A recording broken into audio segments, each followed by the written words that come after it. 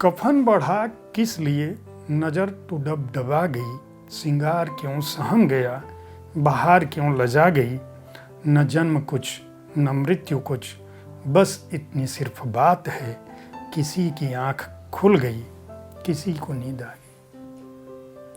महाकवि गोपाल दास नीरज की ये पंक्तियां हैं। आज उनकी पुण्यतिथि है और मैं जयप्रकाश पांडे साहित्य तक के बुक कैफे के एक दिन एक किताब में मिलन प्रभात गुंजन, जो गोपाल दास नीरज जी के पुत्र हैं, उनकी पुस्तक नीरज की यादों का कारवा, इसके साथ उपस्थित हूँ। ये पंक्तियाँ नीरज की यादों का कारवा की भूमिका के साथ अध्याय 1 में एक भूल शीर्षक से मिलन प्रभात गुंजन ने लिखी। गुंजन की यह पुस्तक अपने पिता की स्मृतियों पर है। बचपन से लेकर महाकवि नीरज को जो इस तरह से गुंजन ने देखा, उन्होंने उसी को दर्ज किया।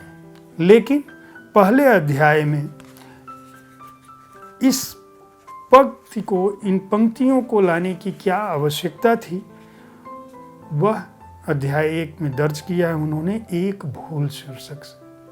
उन्होंने यह लिखा है कि जब वे इस पुस्तक की परिकल्पना कर रहे थे, जब इस पुस्तक को लिखना चाहते थे, उस समय नीरज जी मौजूद थे। मिलन चाहते थे कि उनके पिता नीरज जी, जिन्होंने न जाने कितनी पुस्तकों की भूमिकाएं लिखी होंगी, न जाने कितनी पुस्तकों और लेखकों कवियों के बारे में लिखा होगा, वे ही इस पुस्तक के बारे में भी कुछ पंक्तियां लिखें। नीरज जी उस समय उम्र के जिस पड़ाव पर थे, वे बोलते थे और चीज़ें दर्ज होती थी। तो जब मिलन प्रभात जी ने अपने पिता गोपाल दास नीरज जी से कहा कि मैं आपके ऊपर एक किताब लिखना चाहता हूँ, वह किताब मेरी स्मृतियों पर, मेरे अनुभवों पर होगी, तो नीरज जी ने उनसे कहा कि तुम ऐसा करो कि कुछ चीज़ें जो लिखे हो मुझे दिखाओ। तो मिलन जी ने उनको दिखाई चीज़ें और नीरज जी ने उस पर बोल के कुछ लिखवाया और बोला कि ऐसा है कि मैं तुम्हें बताता हूँ कि इसको कैसे करना है।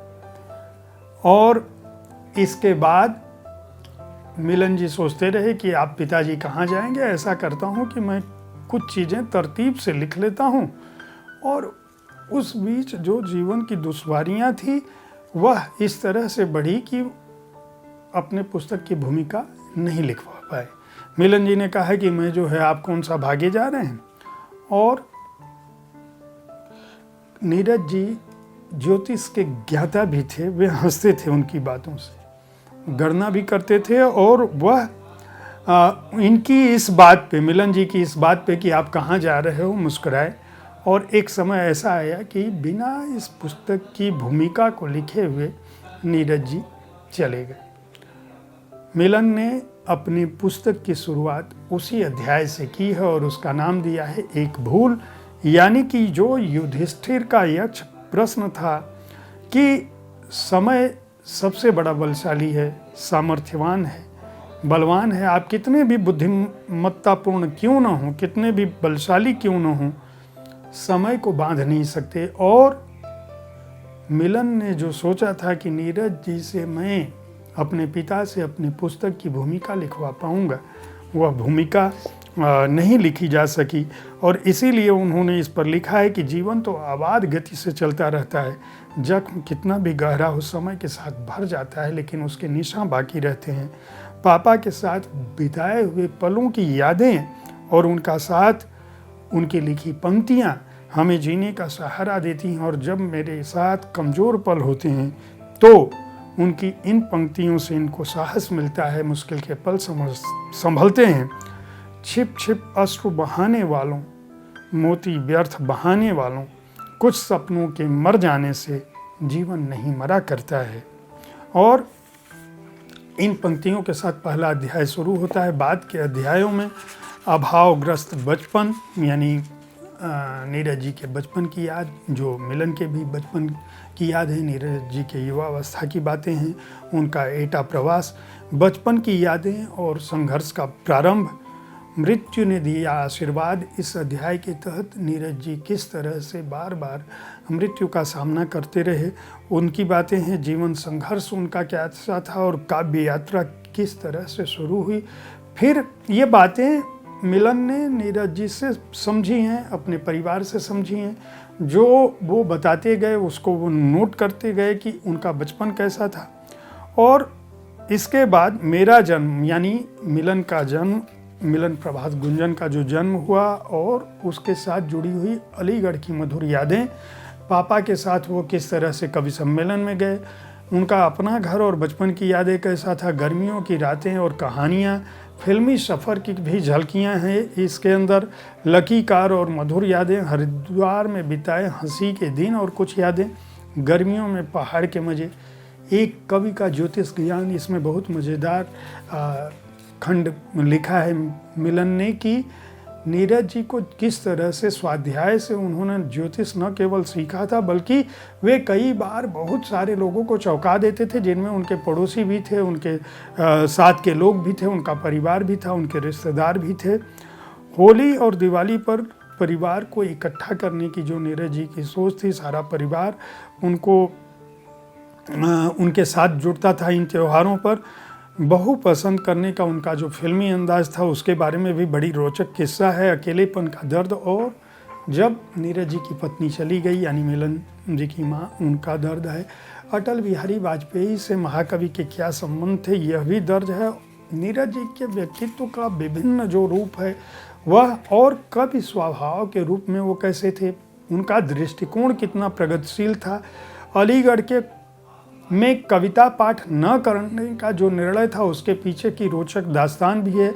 मुफ्त हुए बदनाम एक शीर्षक है और जीवन के कुछ अनछुए पहलुओं की भी चर्चा हुई है, अध्यात्म की भी चर्चा हुई है और नीरज जी को किस तरह से अपनी मृत्यु का पूर्वाभास पहले से था। मैं इस पुस्तक में जो संस्मरण लिखे गए हैं, मिलन प्रभात गुंजन ने जिस तरह से उनको दर्ज किया है, उनमें आपको किस्सा गोई के साथ साथ उनके लिखने पढ़ने की विधा, उनके कथ्य का भी असर है।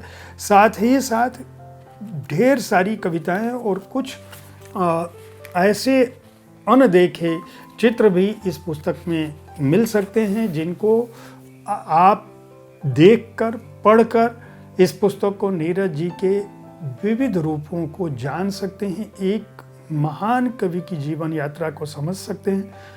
नीरज जी को इससे बेहतर श्रद्धांजलि नहीं हो सकती कि उनके बेटे ने उनको अपनी नज़र से याद किया है, अपने गीतों से, तो वह तो हमारे बीच अमर हैं ही। जब भी मैं नीरज जी की बात करता हूँ तो मुझे उनकी कविता की यह पंक्ति जरूर याद आती है। चंद मछेरों ने साजिश कर सागर की संपदा चुरा ली, कांटों ने माली से मिलकर फूलों की कुर्की करवा ली। खुशियों की हड़ताल हुई है, सुख पर ताला बंदी है, आने को आई आज़ादी मगर उजाला बंदी है। आप यादों का कारवां, नीरज जी की यह पुस्तक जरूर खरीदें। इसे पेंगुइन रैंडम हाउस के लिए हिंद पॉकेट बुक्स ने प्रकाशित किया है। इस पुस्तक का मूल्य केवल 199 रुपये है और पृष्ठ संख्या है 182। उम्मीद है साहित्य तक का यह एपिसोड आपको पसंद आया होगा। इस कार्यक्रम में आप किस तरह की पुस्तकों की चर्चा चाहते हैं, इसके बारे में अपनी राय से हमें ज़रूर अवगत कराएं। हमारी कोशिश होती है कि विविध विधाओं की पुस्तकों के साथ आपके पास पहुँचें ताकि आपको अच्छी पुस्तकों की चयन में आसानी हो। कल ठीक इसी समय ऐसी ही किसी एक पुस्तक के साथ मैं फिर आपसे मिलूंगा। तब तक देखते रहें साहित्य तक। धन्यवाद।